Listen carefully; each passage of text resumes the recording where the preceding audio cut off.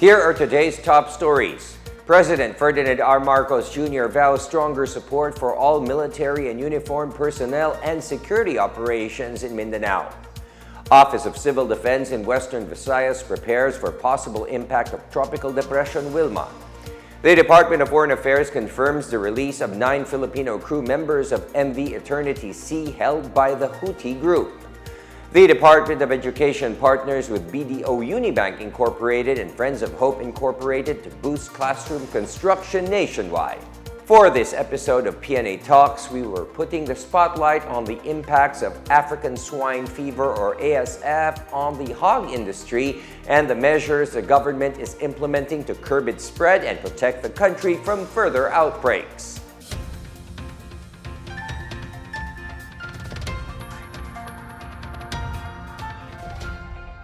This is the Pna Headlines. I am William Theo. President Ferdinand R. Marcos Jr. reaffirmed his commitment to strengthen support for government troops and security operations in Mindanao. In a Facebook post, the Presidential Communications Officer PCO said that Marcos made the commitment during his visit to the Eastern Mindanao Command or East MINCOM at Camp Panakan in Davao City on Thursday. In a security briefing, Marcos was updated on East MINCOM's anti-insurgency operations, maritime patrols, and disaster response efforts, highlighting its essential role as a steadfast pillar of national security. Officials also briefed the president on the peace and order situation, including updates on internal and external security and the progress of operations against remaining threats in the region. After the briefing, Marcos also met with the troops, promising them the necessary equipment and training to enhance the troops' operational capabilities. The Office of Civil Defense or OCD in Western Visayas is urging the public to be vigilant and preemptively evacuate when necessary in preparation for Tropical Depression Wilma. In an interview on Thursday, OCD 6 Regional Director Raul Fernandez said that the track of Wilma is similar to the track of Tino and Verbena, which both passed Western Visayas. Philippine Atmospheric, Geophysical, and Astronomical Services Administration or PAGASA said the highest tropical cyclone wind signal that can be raised in the region is signal number 2.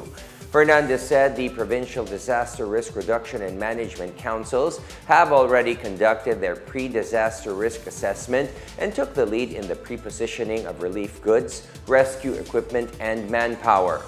Meanwhile, the Department of Social Welfare and Development or DSWD in Bicol Region has prepositioned over 84,000 family food packs in preparation for the possible effect of Tropical Depression Wilma in the region.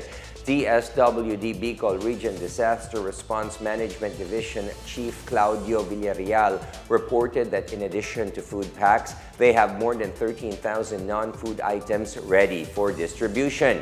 The non-food items include 401 boxes of sleeping kits, 6,410 boxes of family kits, 2,006 sets of hygiene kits, and over 2,000 kitchen kits. The agency also has over 44,000 non-food items prepared for emergencies. Villarreal said the resources are allocated for response operations and resource augmentation to support local government units during disasters and emergencies. He added that they have a standby fund of 1.6 million pesos available for purchasing of supplies if indeed needed. In other news, the Department of Foreign Affairs or DFA on Thursday confirmed the release of 9 Filipino crew members of MV Eternity C after successful mediation by the Sultanate of Oman. In a statement, the Omani Ministry of Foreign Affairs said it facilitated the return of 11 seafarers composed of Filipino and Indian nationals. The group was flown from Sana'a to Muscat aboard a Royal Omani Air Force aircraft where preparations are in progress for their repatriation to their home countries. The Sultanate of Oman also acknowledged the cooperation of concerned parties that contributed to the completion of the repatriation efforts. DFA Secretary Maria Teresa Razaro thanked Omani Foreign Minister Badir Al-Busaidi for the country's help. The crew had been held since July 7 after Houthi forces attacked and seized the MV Eternity Sea in the Red Sea amid a string of maritime incidents tied to Gaza conflict and the broader regional tension. The Department of Education, or DepEd, on Thursday signed a partnership with the BDO Unibank Incorporated and Friends of Hope Incorporated, or HOPE, to speed up classroom construction nationwide through a zero-cost-to-government fundraising initiative. The collaboration was formalized following the launch of BDO Hope MasterCard on Wednesday, a program designed to generate funds for public school classrooms each time the card is used. In a statement, DepEd Secretary Sani Angara said the initiative would help the government address the problem of classroom shortages in public schools nationwide. For her part, BDO Senior Vice President and Consumer Banking Group Marketing Head Maria Nanette Regala said the collaboration aims to provide learners the safe and inspiring space they deserve.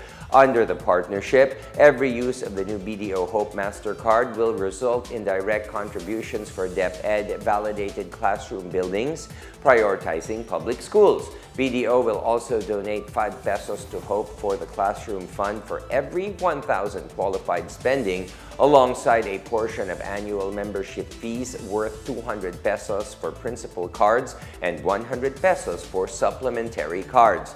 It will shoulder all development, production and marketing costs of the card, as well as manage the processing and remittance of donations.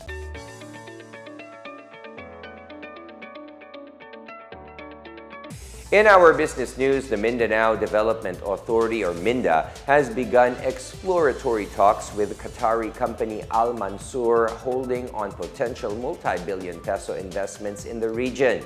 MinDA Secretary Leo Tereso Magno said discussions with the Al Mansour Holding covered agriculture, energy, infrastructure, digital transformation, and financing. Specific areas explored include integrated renewable and LNG energy systems, inland port development, agro-industrial estates, and national fiber optic expansion. Magno stressed that the talks are in line with President Ferdinand R. Marcos Jr.'s focus on turning Mindanao into a strategic growth engine through energy security and agri-industrial modernization.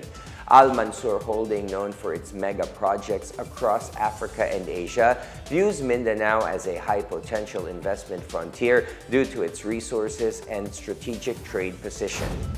Meanwhile, a 2-day agro-trade fair showcasing the freshest organic produce of farmers as well as other food products and crafts was culminated in Vintas, Ilocos Norte on Thursday.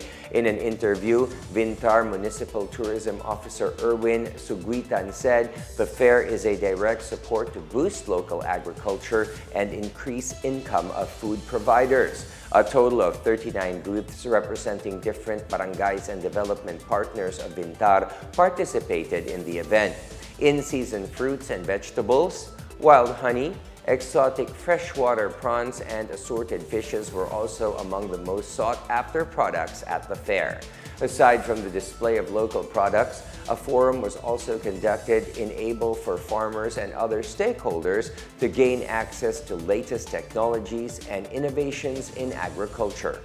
The trade fair was organized by the municipal government of Vintar through the Municipal Agriculture Office.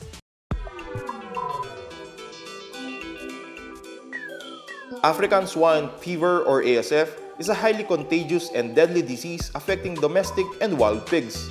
Although harmless to humans, it poses a serious threat to food security and the agricultural sector.